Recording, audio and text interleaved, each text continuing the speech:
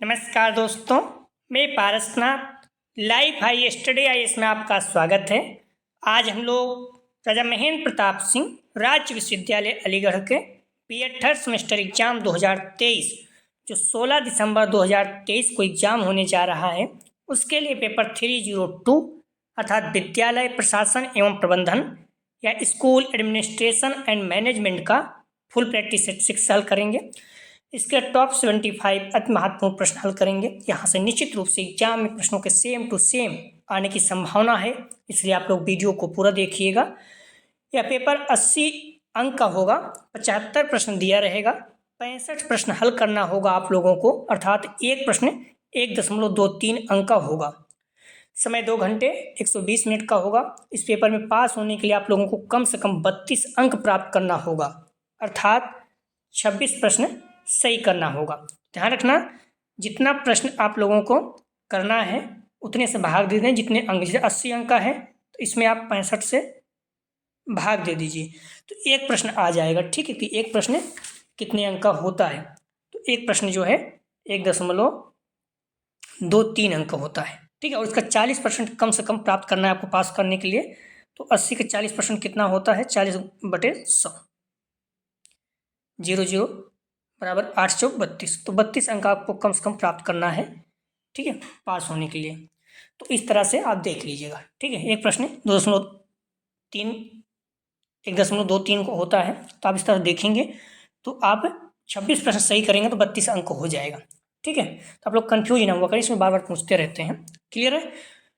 तो दोस्तों प्रश्नों पर आए, लेकिन उससे पहले प्लीज़ आप लोग वीडियो को ज़्यादा से ज़्यादा शेयर कीजिए जिससे सभी लोगों को लाभ हो सके। अपने कॉलेज के ग्रुप दोस्त यार जो भी बीएड कर रहे हैं, आपको हर किसी को शेयर कीजिए प्लीज़।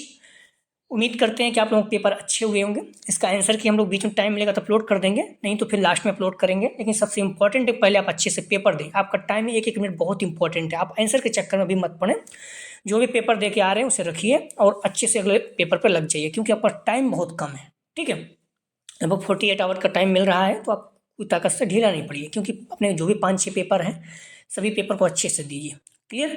तो यदि आप लोग चैनल को सब्सक्राइब नहीं किए तो प्लीज़ चैनल को सब्सक्राइब कीजिए तथा वीडियो को लाइक और शेयर जरूर कीजिए, इससे मोटिवेशन मिलता है। आइए देखते हैं प्रश्नों को। पेपर 302 अर्थात विद्यालय प्रशासन एवं प्रबंधन, स्कूल एडमिनिस्ट्रेशन एंड मैनेजमेंट का फुल प्रैक्टिस 6 हल करेंगे। क्लियर? तो आप लोग ध्यान रखना, जिस कॉलेज से आप बीएड कर रहे हैं वहाँ पर जो भी बच्चे आपको मिलते हैं और इस चैनल के बारे में नहीं जानते हैं तो प्लीज़ उन्हें इस चैनल के बारे में बताइए। और जो फर्स्ट ईयर के बच्चे हैं, आपके जूनियर जो प्रथम सेमेस्टर के बच्चे हैं, उन्हें भी इस चैनल के बारे में बताइए। और बताइए जो आप लोगों के समय हम लोग प्रैक्टिस सेट हल किए थे सारा पड़ा हुआ है, उसे अभी से हल करते हैं। टाइम बहुत कम है, 20 जनवरी से पेपर स्टार्ट है, तो आप सोचिए कितना समय है। क्लियर? लगभग 1 महीने है। उन्हें बोलिए जो भी प्रैक्टिस सेट पड़ा हुआ है बीएड फर्स्ट ईयर का, फर्स्ट सेमेस्टर का, उसे अच्छे से हल करते रहें। 20 के बाद हम लोग प्रैक्टिस सेट उनका भी हल करेंगे, क्योंकि मार्केट में भी कुछ कंटेंट है नहीं उनके लिए। तो प्लीज़ आप सजेस्ट कीजिए, क्योंकि आपको आपके छोटे भाई हैं या फिर मित्र हैं तो उन्हें भी अच्छा नंबर उनका प्राप्त हो। और आप लोग देख ही रहे हैं सब कुछ, हर चीज़ें कैसे हैं, तो क्लियर रहेगा। इससे क्या हो, थोड़ा मोटिवेशन मिलता है अगर सब्सक्राइबर या फिर और चीज़ें बढ़ते रहते हैं तो आप लोग ध्यान रखना। डिस्क्रिप्शन में जाएंगे तो यहाँ देखेंगे आप लोग लिंक, आप प्लेलिस्ट बीजी 302 दिया हुआ है। ठीक है, इस जगह पे आप क्लिक करेंगे, इस जगह पर तो आप प्लेलिस्ट में पहुंच जाएंगे, जहाँ पर सारी वीडियो आप क्रम से देख सकते हैं। इसके पहले जो हम 5 वीडियो हल कर चुके हैं उसे आप क्रम से देख सकते हैं।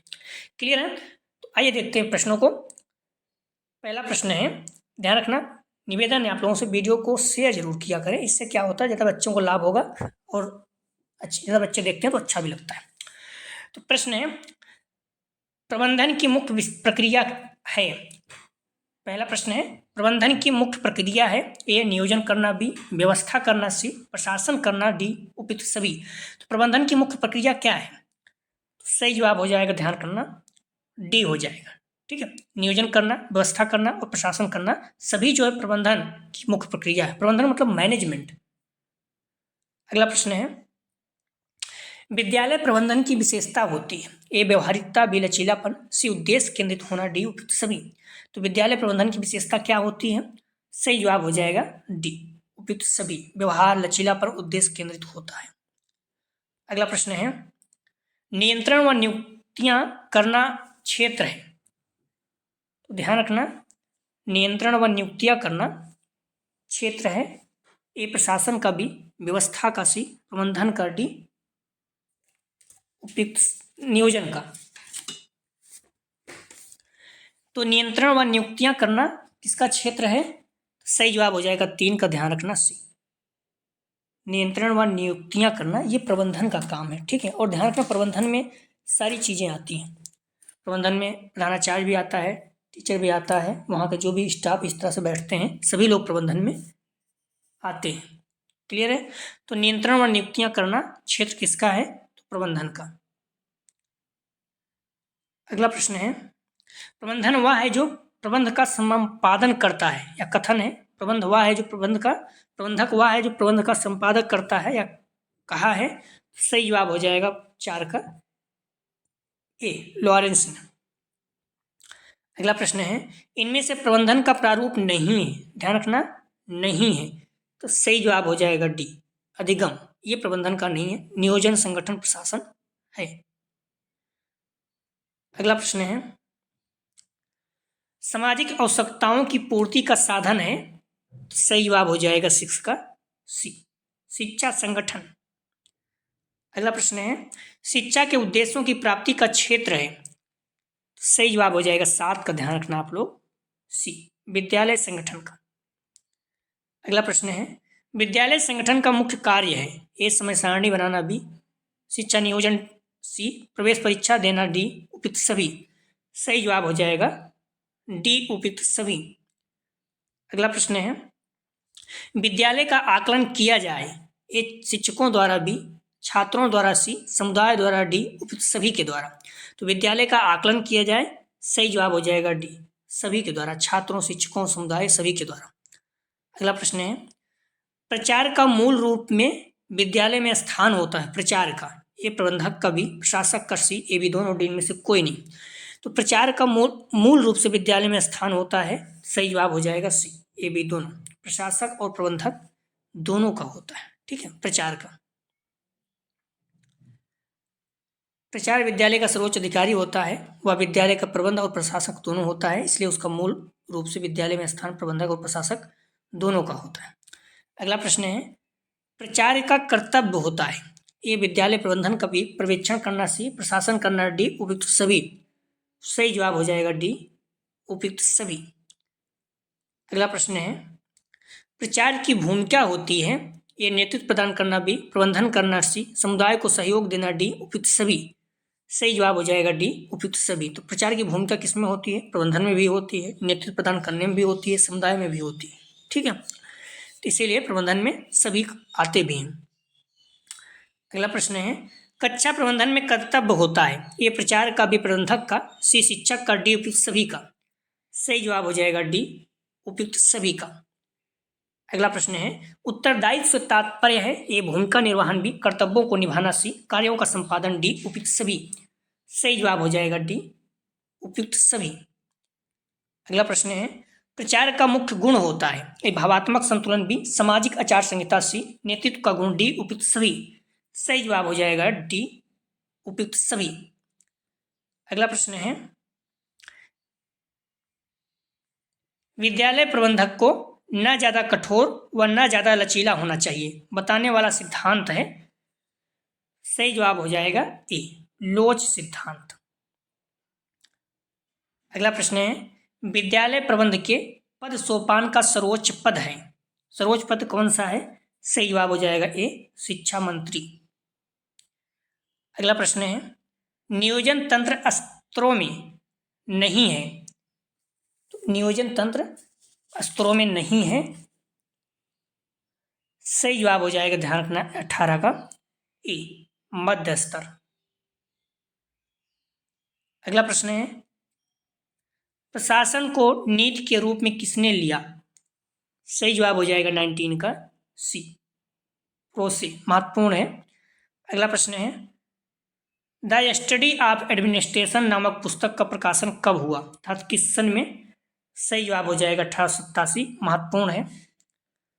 अगला प्रश्न है, एक व्यापार के लिए निधि इसके माध्यम से बढ़ाई जा सकती है, तो एक व्यापार के लिए निधि इसके माध्यम से बढ़ाई जा सकती है। सिर्फ इक्विटी बी, सिर्फ ऋण सी, ए बी दोनों, डी में से कोई नहीं।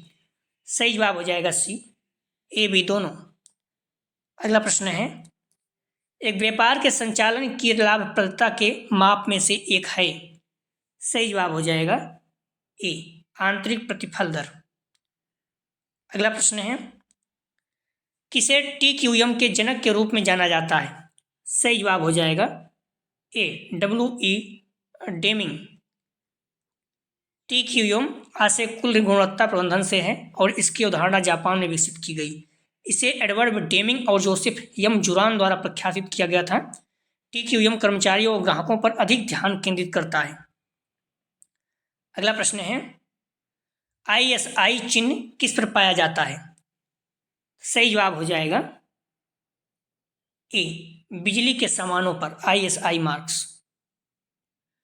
अगला सामान, ध्यान रखना आप लोग जो सामान परचेज करते हैं उसमें देखो ऐसा आईएसआई का मार्क्स होता है या लोगो बना रहता है, तो सामान माना जाता है कि लोकल नहीं है। ठीक है। अगला प्रश्न है, टीक्यूएम की धारणा कहाँ विकसित हुई। सही जवाब हो जाएगा सी, जापान में। टीक्यूएम आशय कुल गुणवत्ता प्रबंधन से है और इसकी अवधारणा जापान में विकसित की गई। इसे एडवर्ड डेमिंग और जोसेफ यम जुरान द्वारा प्रख्यापित किया गया। महत्वपूर्ण है, दोनों पॉइंट ध्यान रखना। टीक्यूएम कर्मचारियों और ग्राहकों पर अधिक ध्यान केंद्रित करता है। अगला प्रश्न है, टीक्यूएम ध्यान देता है। सही जवाब हो जाएगा 26 का ए, कर्मचारियों और ग्राहकों पर। टीक्यूएम कर्मचारियों और ग्राहकों पर अधिक ध्यान केंद्रित करता है। अगला प्रश्न है, टीक्यूएम के महत्वपूर्ण तत्व हैं। ये निरंतर सुधार भी, तीव्र प्रतिक्रियाशील, तथ्य के आधार पर कार्रवाई आदि, डी उपयुक्त सभी। सही जवाब हो जाएगा डी, उपयुक्त सभी। अगला प्रश्न है, निम्न में से कौन सी टीक्यूएम तकनीकी 80 से 20 नियम का निर्धारण करती है। ए, पेरेटो विश्लेषण चार्ट, बी, आयत चित्र, सी, पाई चार्ट, डी, इनमें से कोई नहीं। तो निम्न में से कौन सी टीक्यूएम तकनीकी 80 से 20 नियम का निर्धारण करती है। सही जवाब हो जाएगा, ध्यान रखना 28 का ए, पेरेटो विश्लेषण चार्ट।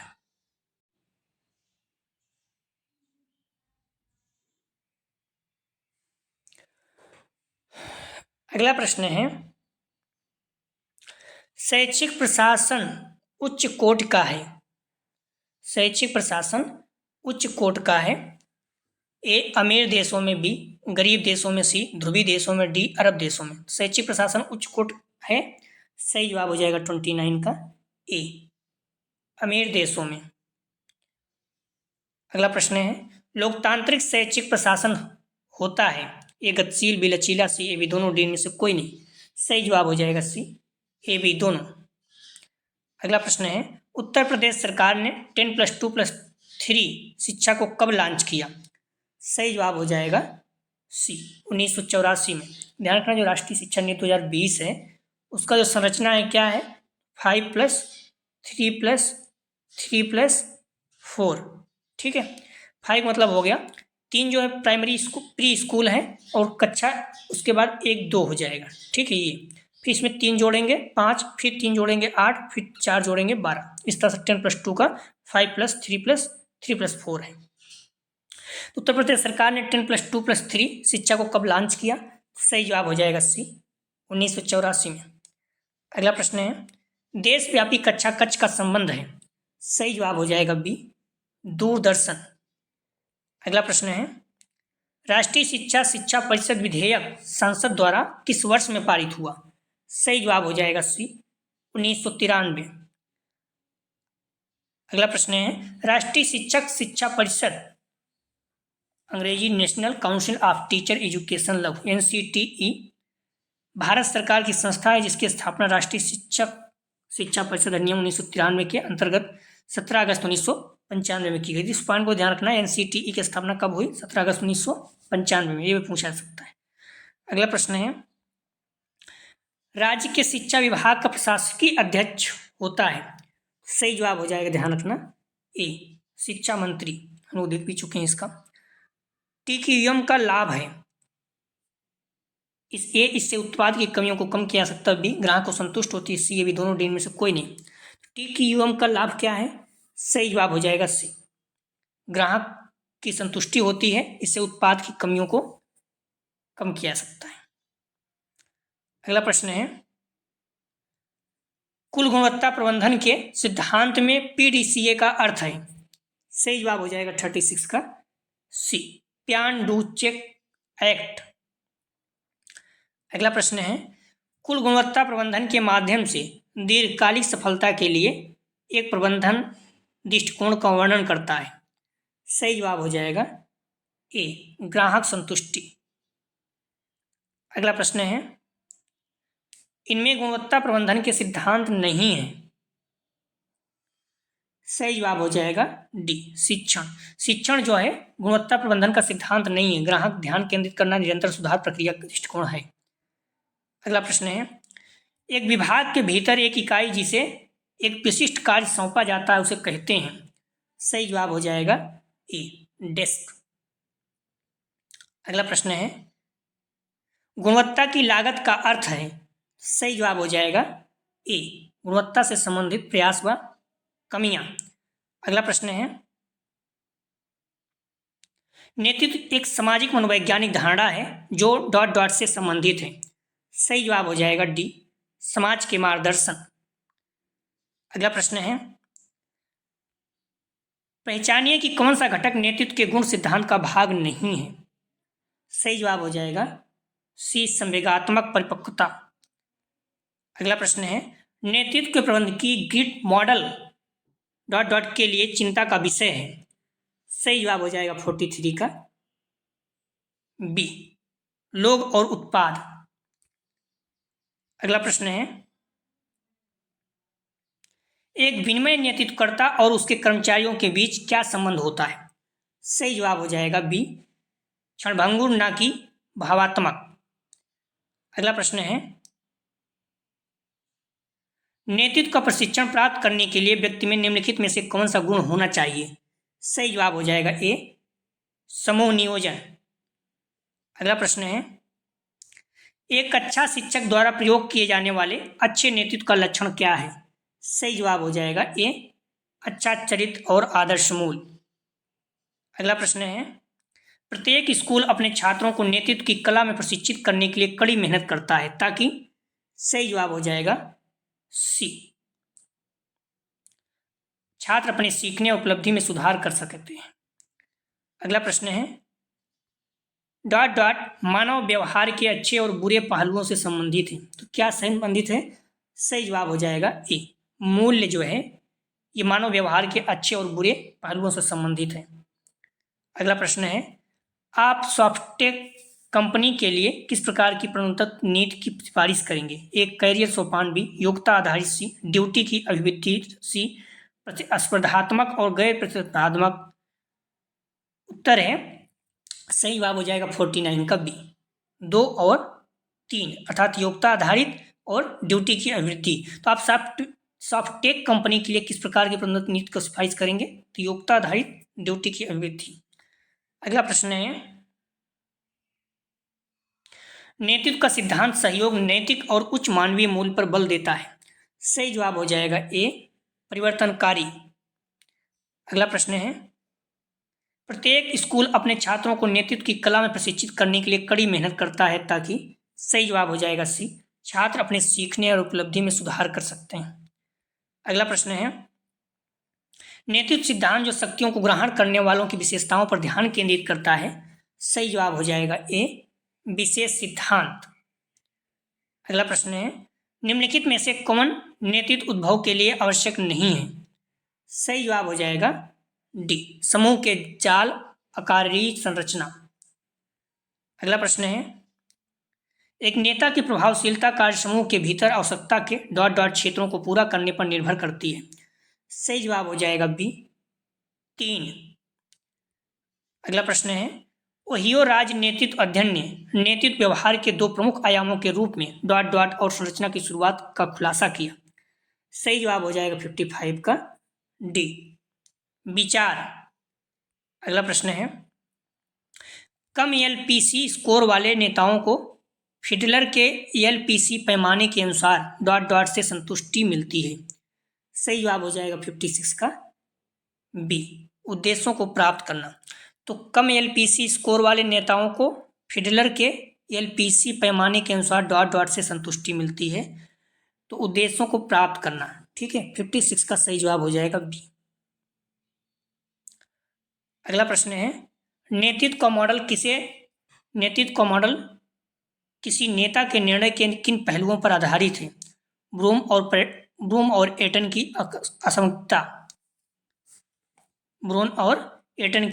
आकस्मिकता। ये निर्णय स्वीकृति भी, निर्णय गुणवत्ता सी, ए बी दोनों, डी में से कोई नहीं। सही जवाब हो जाएगा, ध्यान रखना, 57 का सी, ए बी दोनों। अगला प्रश्न है, मानव संसाधन विकास मंत्रालय का सृजन कब हुआ? सही जवाब हो जाएगा 58 का सी, सितंबर 1985। अगला प्रश्न है, विद्यालय संगठन के मूलभूत सिद्धांत हैं। ए लोच का सिद्धांत, बी लोकतंत्री सिद्धांत, सी उपलब्ध संसाधनों के अधिकतम उपयोग का सिद्धांत, डी उपयुक्त सभी। सही जवाब हो जाएगा डी, उपयुक्त सभी। अगला प्रश्न है, विद्यालय संगठन का उद्देश्य है। सही जवाब हो जाएगा सी, बालकों का सर्वांगीण विकास।